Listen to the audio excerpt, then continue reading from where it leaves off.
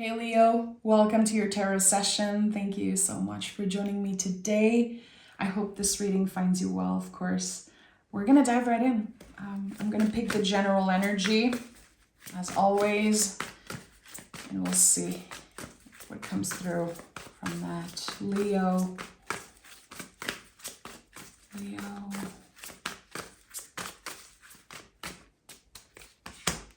Oh, Emperor, and the star is at the bottom of the deck, Leo. Interesting. So the message that's coming up for you right now with this card is don't shy away from your own desires. Don't shy away from taking up space. So the Emperor is about taking up space. It's a new beginning. It's some type of an initiation. And it's when we understand that there is a place for us, there is space for us. So I think that something clicks for you very early in the month of December, like the first few days of December, and the new moon in Sagittarius, I think is going to be of great support for you to say, I want this and I'm getting it. And again, this message of Leo, don't you shy away from your own desires. Don't you shy away from expressing those desires. I think that this is going to be a very important message throughout the month of December for you, and even beginning 2025 with that. Have you been hiding parts of yourself, or again, not taking up as much space as you know you deserve to take? Okay, let's see. You have the Knight of Swords. I think that this card is coming up. There's something that you're having a hard time trusting. Yeah, the moon is here. There's a lack of trust here. Is it in a relationship, a collaboration? Is it you not trusting the truth of how you feel? The Lovers is here. Very, very interesting. The Eight of Swords at the bottom of the deck. Again, it's going to be different for every Leo listening. Shout out to my Leo moons. You guys know I absolutely adore you. And I know a lot of Leo moons are watching. So yeah, I just wanted to shout you out. Knight of Swords, the Knights are about the quality of movements. It's all about movements. But it really comes down to the quality. How am I expressing myself? How am I listening? How am I collaborating? What are the blockages? What is this old story that I keep repeating myself? I cannot do this, or I have to do this to make sure that this person is happy. I feel like there's a lot of pressure on you right now, Leo, to do the right thing.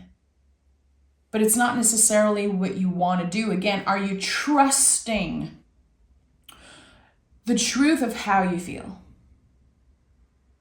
There's something here that just, it feels weird, and still you're kind of feeling pushed, like you have to do this.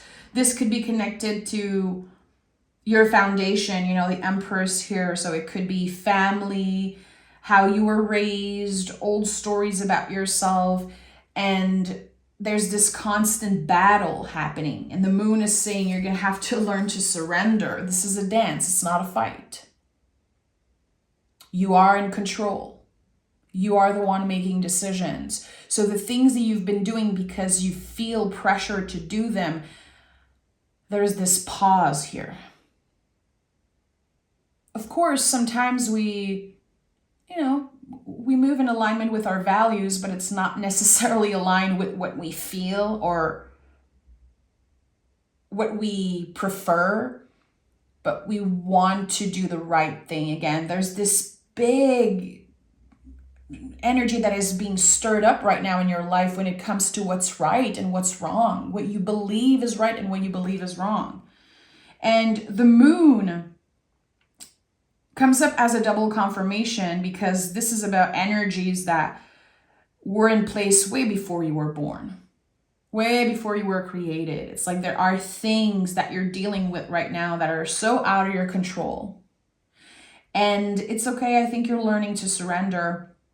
But, you know, there are dogs here. There's this primal force, this primal instinct that just wants to take over. Emperor is the ultimate vital force. It's Aries. It's the first sign of the zodiac. It's birth. You know, when we go through rebirths or when we are literally born, this fire, the primal scream of a newborn. I am here. I'm taking up space. I don't care if it makes you feel uncomfortable. This is what I want to do. And I've been people pleasing for way too long. So I think that this is about someone who is clearly done people pleasing and who is trying to learn how to trust their own truth, trust how they feel. The Lover's card is the sacred mirror. There's someone that inspires you and you inspire them back. There's this exchange here. I don't know if it's about romantic partnership or, you know, if this is literally about another person, because the Lover's card can be about anything. Anything that you find beautiful, anything that you see beauty in is a reflection of you. When you listen to a podcast and you're like, wow, I wish I was that clever. I wish I had a podcast and I was a host. Yeah, you're recognizing that talent because you have it in you. This is what the Lover's card represents. It's the sacred mirror of life. It's the sacred mirror of the tarot. So when we're able to recognize that beauty within ourselves, then miracle happens, really. Again, we're allowed to take up space. We understand that there's a place for us. We understand that we have so much to offer. And I think that there's something that's been sleeping. It feels like it's been asleep for a long time.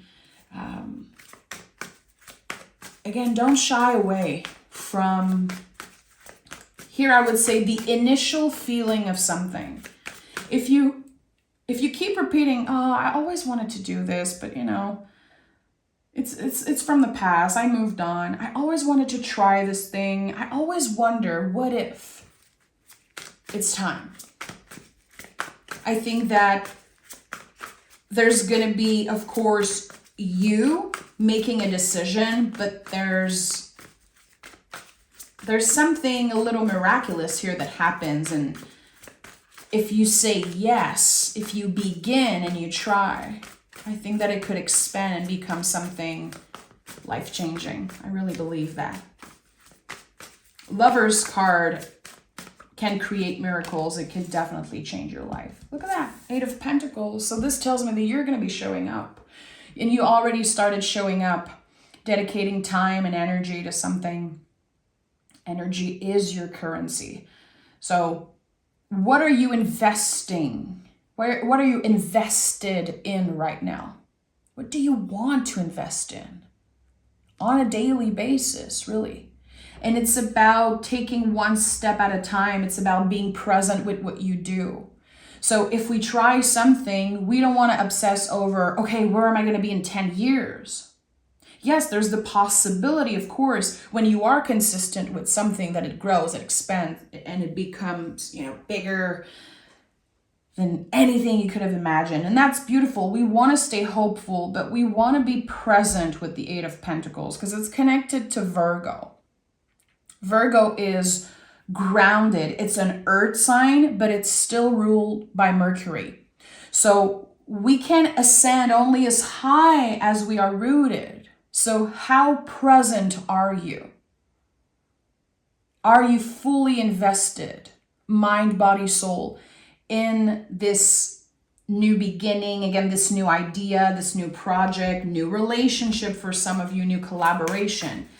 I think that starting in December, there's going to be something new that you do every day for at least a year. I feel like there's a full year here of you working hard to build something. What is at the heart of this reading? And we have the Page of Swords. Yeah. Something begins. And the Page of Swords is the hero of the deck. So this card reminds us that, yeah, our mind is going to go obsessing over the worst case scenario. What if I do this all for nothing? What if I'm disappointed in the end? And this card says, you're going to be okay. You have learned so much. You know yourself so much. You are able to work with the polarities within yourself, the good, the bad, the ugly, the whole package. You understand yourself so much that whatever happens, you will move through it like the Page of Swords. Again, to me, this is the hero of the deck. This is the card that is prepared for any tower moment, any heartbreak, any hardship. He is able to slice through the illusions and the lies and the old stories.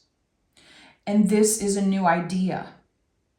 So I don't know if you already shared that idea or if it's something that, again, it's kind of been living within you. And now it's either going through a rebirth or it's just beginning for the first time. Trust that feeling. Trust the initial feeling that you had around something. And that is very hard to do. And for me personally, as a tarot reader, as someone who is, sharing their wisdom or working with their intuition all the time, trusting my initial feeling is something that I try to cultivate and work with all the time. And usually it's the answer is right there in the initial feeling. So trusting that and not questioning it, not settling for less, not, going around it. It's a practice. It's not easy. Does it mean that it's always going to be the right decision? It's always going to be the right thing to do? No. But there's a lot of beauty in trusting that initial thought. Okay, we have the Wheel of Fortune and then we have the Four of Swords. So things are going to be moving. Things are already moving. The universe is already moving through you in some way. I don't think that the universe is pushing you in the right direction. I think that this is really about life moving through you because, again, you are collaborating, you are experiencing something new or about to, really.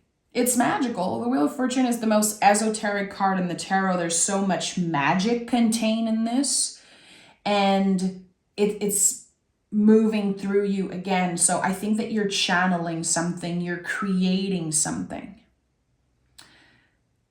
Wheel of Fortune also, since it's 10, it requires some type of releasing and clearing.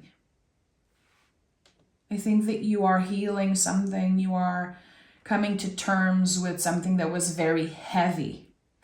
Something that made you the alchemist that you are. So I don't know what happened to you, what you've been fighting, what you've been healing, but it's definitely part of your toolkit now. And with the Four of Swords, I love this card. This card is like, and I've always felt that way. It's weird. It's like our permission to rest. This card is, putting the oxygen mask on yourself first. It's saying you're allowed to be selfish. Why are we so afraid to be selfish? Why are we so afraid of that freaking word? I remember, especially like earlier teen years, if someone would say, I'm selfish, I was traumatized. I felt so bad. It was like the worst insult. Why? Why is it so bad to put yourself first? Again, to put the oxygen mask on yourself first so you can be of better service to others, to your community, to your family, and just to yourself in general. So it's interesting because, again, I felt like there was this heaviness that you've been carrying around for a long time. It could be grief for some of you. It could be a heartbreak. There's the 3 swords here. Like, I'm thinking about the 3 of swords and how you've been carrying the swords in your heart. But now, again, that you have new tools in your toolbox, in your toolkit, there's this, again, it's like the Page of Swords is holding the sword, and you're just slicing through the illusion and the lies that you've been telling yourself and the lies that were told to you. There's an old story that you've been carrying around probably since you were a kiddo. I cannot do this. This is what I'm supposed to do. Again, doing things because you are supposed to do them. Where does that come from? That pressure. There's a lot of releasing of pressure in December for you. And I think that this is going to be so beneficial for 2025. It's like you're going to be starting the year so light. Some of you could be feeling like you need to declutter, or you've been thinking of traveling light, making space, creating more space. There's something about that feels interesting. We have the 7 of Pentacles and the 9 of Cups. So it feels like the only thing that's in your way to your biggest success, to your dream, your wish here, to the sense of accomplishment, is you. You're the only one standing in your way. We go from the 8 of Pentacles to the 7. So there could be a little step back here. And I think that you have to remember that it is part of the path. It's not something that's happening disconnected from the path. It is part of it. A setback could be, and I think this is exactly what's going to happen here. You're not going to believe that it's possible. Again, you might get in your own way in December. Your inner saboteur could be very loud and very present. The inner critique. So how can we befriend? How can we accept that part of ourselves, but we don't let it dictate what we do? We don't let it, again, sabotage everything in control. And I really think it's about honoring the duality within us, working with the whole spectrum, to go as far as we can from this good vibe only type of mentality.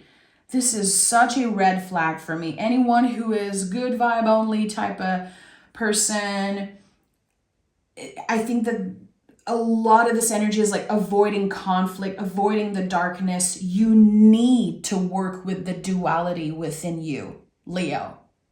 It's not just about the sun and the rainbows, and I think that a good way to kind of recognize that with the tarot is when you pick a traditionally quote unquote bad card, because there's no bad card. That's biggest BS. When you pick a more challenging card or scary card, how do you react? When you're listening to a tarot reading on YouTube, do you want to click off? Are you like, no, that's not true? When you pick one for yourself, do you immediately want to, pick another one that's quote unquote better? I love the tarot for that. That's something that I had to practice over the years because my ego was getting in the way. I don't want to pick the Tower for myself as general energy for the month. But when I learned to surrender, when I learned to collaborate and really, again, work with the duality within me and with the tarot and with others and life in general, I think that it helped us feel alive. Because we are not choosing a side, we are constantly getting curious, and we can really work with the whole nuance. Who wants to be just left or right, or, it's all black, it's all white, it's all good, it's all bad? This is not the way to go. And I think that, especially in the times that we live in, we are invited more than ever to get curious, to ask more questions. And if someone tells you that you are a bad person or you are part of the problem because you are curious, because you ask questions, I think that this really shines a light on the type of folks that you don't want in your life. As long as you are curious, you are alive. As long as you are curious, you are learning, you are healing, you are expanding. And the Page of Swords is at the heart of your reading. Again, the Emperor is the symbol of a newborn. When you're able to see life through the eyes of a newborn, to experience things and not move through the world with a preconceived idea of everything. This is about trusting again. This is about opening again to something. It does feel like some type of rebirth, but honestly, I don't even want to use the word rebirth because this is a full-on new beginning. And the Nine of Cups, again, is the wish card. But it's a sense of accomplishment because we move through the whole journey of the cups. It's the buildup. It's feeling satisfied, feeling proud of yourself. I did this. I moved through this. I am not people pleasing. I'm not trying to be this version of myself that is not real. I am showing up as the truest, most authentic version of myself, regardless of what others think, regardless of how it makes them feel. Because if your intentions are good, if you don't have bad intentions and you're not trying to hurt yourself or others, how they feel about your choices is none of your business. And I think that there's this graduation happening for you, Leo, of living the life that you were meant to live, doing what feels right for you. To move as far away as you can to what is expected of you. I love this. Let's see what the Moon Witch Oracle has to say for you. Leo. Manifestation. I love this because I'm recording this a day away from the new moon in Sagittarius. New moon in Sagittarius is the ultimate moon for manifestation, to create a new beginning, to let life move through you, whatever you want. If you have a clear intention, you can have it. You can have it. Think about Sagittarius. The symbol is the arrow. So where do you want to direct your energy? Where do you want to direct this intention, this inner fire? Get clear around that. What you seek is seeking you. I told you. Just like when I saw the Lover's card and I said, the beauty that you see in others is a reflection of you always. What you seek is seeking you. Whatever you want, you can have it. And I truly believe that. I think that fire signs, you guys have this ability to create magic, to, again, direct your intention, your fire, your passion, and to create magic. Nothing is impossible with a fire sign. Nothing. And when I work with my own chart, I always try to find and work, with the fire sign. And I have a Leo moon. This is probably the most intense fire I have in my chart. And when I manifest, or when I, anything that I do that is connected to my moon energy, my spirituality, my intuition, I always work with the Leo energy. Leo is fixed fire. And I know you heard me say that before. You are the fire that never goes out. You are this eternal flame. This is what Leo is. It's the sun in astrology. Imagine that. It's this never-ending source of life. So you want to reinvent yourself. You want to begin something. You want to try something. This is the time. Again, you're the only one getting in your own way. And I really believe that. Leo, this is going to be a huge month for you. December is setting the tone for whatever you want to accomplish in 2025. Set your intentions, manifest if that's your thing, and remember, what you seek is seeking you. I'm sending so much love, and I'll talk to you guys next week. Bye, Leo.